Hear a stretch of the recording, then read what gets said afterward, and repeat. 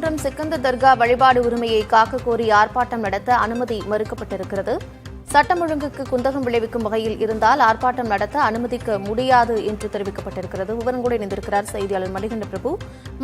உயர்நீதிமன்றம் என்னென்ன கருத்துக்களை சொல்லியிருக்கிறாங்க?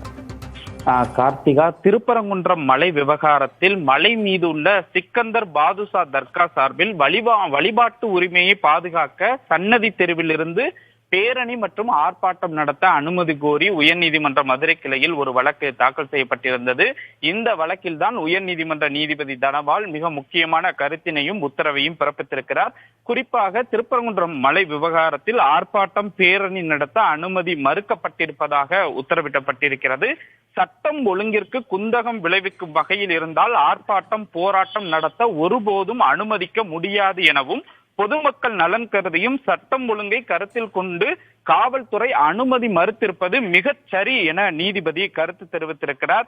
மதுரையைச் சேர்ந்த சையத் ராஜா என்பவர் உயர்நீதிமன்ற மதுரை அமர்வில் இந்த வழக்கினை தாக்கல் செய்திருந்தார். அதில் திருப்பரங்குன்றம் மலை விவகாரத்தில் மலை மீது இருக்கக்கூடிய சிக்கந்தர் பாதுஷா தர்காவின் வழிபாட்டு உரிமையை பாதுகாக்கும் வகையில் மதுரை திருப்பரங்குன்றம் கோவில் சன்னதி தெருவில் இருந்து 1 கிலோமீட்டர் தூரத்திற்கு பேரணி மற்றும் ஆர்ப்பாட்டம் நடத்த அனுமதிக்க வேண்டும் என வழக்கு தாக்கல் செய்யப்பட்டிருந்தது.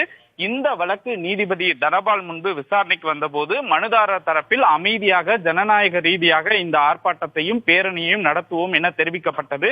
அப்போது அரசு தரப்பில் கூடுதல் தலைமை வழக்கறிஞர்கள் ஆஜராகி திருப்பரங்குன்றம் விவகாரத்தில் மத மோதல்களை தூண்டும் வகையில் ஆர்ப்பாட்டம் போராட்டம் நடத்துவதற்கு ஏற்கனவே காவல்துறை தரப்பில் அனுமதி மறுக்கப்பட்டு வருகிறது என்கிற வாதங்கள் எடுத்து வைக்கப்பட்டது. மேலும் அந்த பகுதி மக்கள் அனைத்து தரப்பினரும் இணைந்து அமைதி பேச்சுவார்த்தை நடத்தி ஆர்ப்பாட்டங்கள் போராட்டங்கள் தேவையில்லை என தீர்மானம் நிறைவேற்றி இருப்பதாகவும் தெரிவிக்கப்பட்டிருக்கிறது.